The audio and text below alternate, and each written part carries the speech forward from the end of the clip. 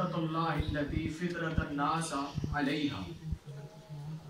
अल्लाह ताला ने इरशाद फरमाया, आप अपने रुख को दीन की तरफ रखें, आप अपना रुख दीन की तरफ रखें और बातिल से किनारा कश करें। ये दीन वो फितरत इलाही है जिस पर इसने इंसानों को पैदा किया। यानी हर इंसान, हर जो अल्लाह ने अशरफुल मखलूकात बनाया है इंसान को, अल्लाह ने फरमाया कि मैंने उसे जब खल्क किया, उसे पैदा किया तो फितरत इस्लाम पर पैदा किया। दीन इस्लाम में दाखिल होने की सबसे पहली सीढ़ी है ला इलाहा इल्लल्लाह। अगर इंसान ने दीन इस्लाम में दाखिल होना है तो सबसे पहले अल्लाह की वहदानियत का इकरार करना होगा। ये इकरार करना होगा कि वो खालिक एक है, वो वाहिद है, वो ला शरीक है, उस जैसा कोई नहीं, वो रहमान है, रहीम है, उस जैसी जात कोई नहीं, ना आएगी, ना होगी, ना है। वो खालिक हमेशा से था, हमेशा से है और हमेशा रहेगा। इस्लाम में दाखिल होने की पहली सीढ़ी, पहला मरहला इंसान का ये है। अल्लाह ने इंसान को जिस्म और रूह से मुरत्तब किया। एक जिस्म होता है, एक रूह होती है। जिस्म वो होता है कि जो अल्लाह ने मखसूस वक्त के लिए इंसान को दिया कि जब इसका इस दुनिया से जाने का वक्त आ जाता है, जब फरिश्ता इसकी रूह को कब्ज कर लेता है तो वो रूह, वो जिस्म जो मिट्टी में दबाया जाता है वो गल सड़ जाता। असल इंसान की जो रूह अल्लाह ने उसे अता की है वो सफर करती है मरने के बाद।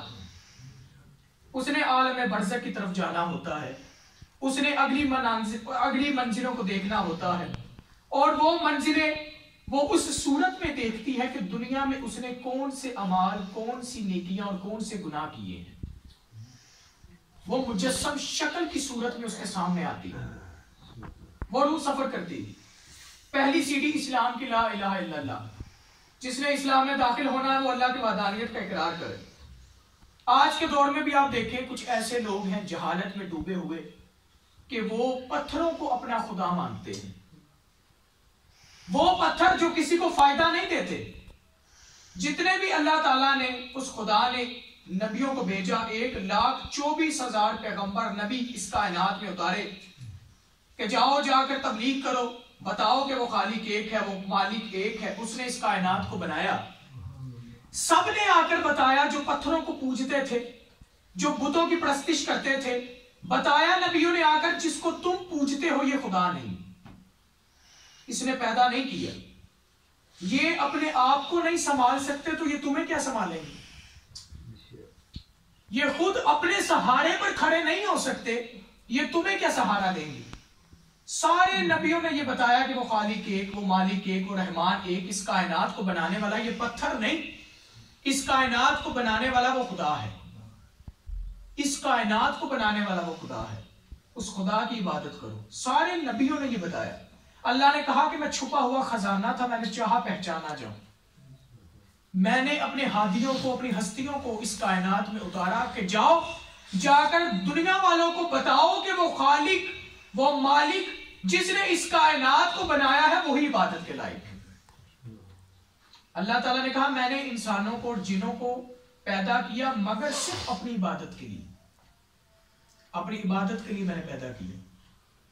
क्योंकि आप बुजुर्ग हैं, जवान या तशरीफ फरमा है, जब इंसान को कोई तकलीफ हो, जिस्म में तकलीफ हो या उसे कोई अजियत होती है तो आप क्या करते हैं? आप किसी डॉक्टर के पास जाते हैं, किसी तबीब के पास जाते हैं कि हमारा इलाज हो जाए। लेकिन अगर इंसान की अंदर की रूह बीमार हो जाए तो वो किसके पास जाए? और ये इंसान की अंदर की रूह कब बीमार होती है जानते हैं आप? जब इंसान का इबादत में दिल नहीं लगता, जब इंसान अल्लाह की बारगाह में झुकता नहीं, जब नमाज का वक्त आता है तो वो कहता है कि मैं ये रोजाना तो नमाज आती, इंसान तवज्जो नहीं देता, तो समझ लीजिएगा कि आपकी अंदर की रूह बीमार है, उसे इलाज की जरूरत है। जब अल्लाह की किताब कुरान को खोलना चाहता है वो खोल नहीं पाता। वो कहता मैं कल पढ़ लूंगा, मैं परसों पढ़ लूंगा, मैं अगले दिन पढ़ लूंगा, अभी तो जिंदगी पड़ी हुई है।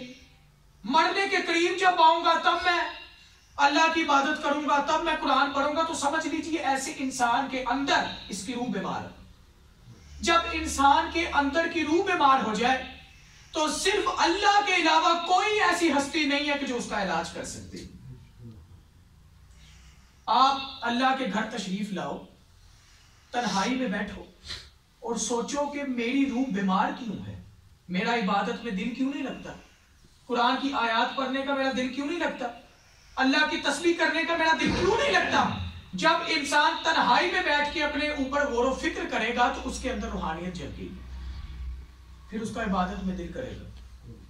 और इस कायनात, इस दुनिया में इबादत में जितनी लज्जत है उतनी किसी चीज में नहीं। जानते हैं कैसे लज्जत है?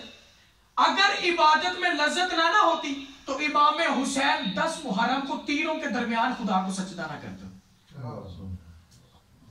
इमाम हुसैन ने मौत के साए में उस खालिक को सजदा करके बताया कि वो खालिक ही है जो इबादत के लायक है।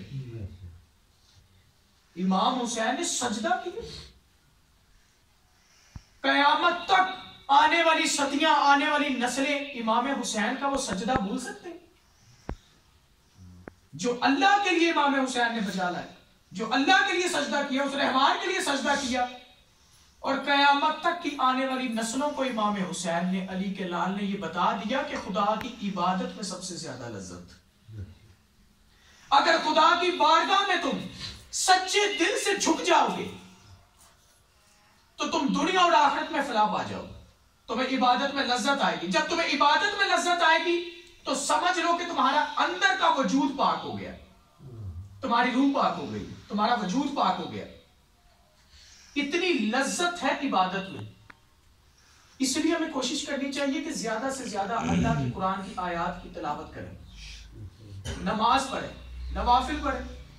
अगर हमारी जिंदगी में कोई कज़ा नमाजें रह गई हैं, उस कज़ा नमाजों को बजा लाएं।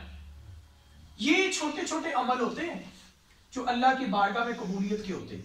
आप 5 वक्त नमाज पढ़ते हैं, क्या पता कोई ऐसा वक्त हो जो कबूलियत का हो और आपकी दुआ मुस्तजाब हो जाए, कोई दुआ आपकी मुस्तजाब हो जाए। दुआओं की कबूलियत का वक्त होता, आप तस्बीह करें, दुआ मांगे।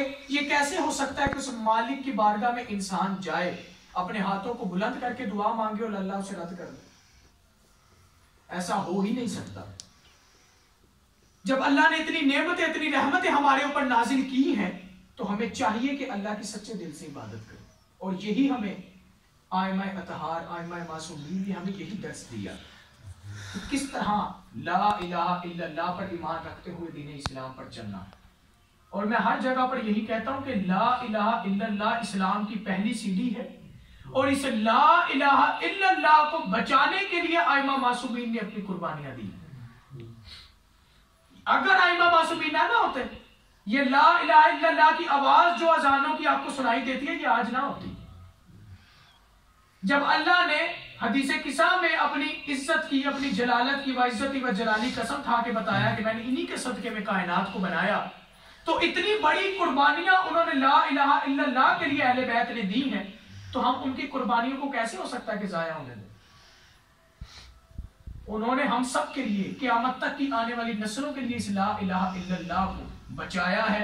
ये अजानें सुनाई देती हैं, ये नमाज हम पढ़ते, सिर्फ उन्हीं की महरून मिन्नत।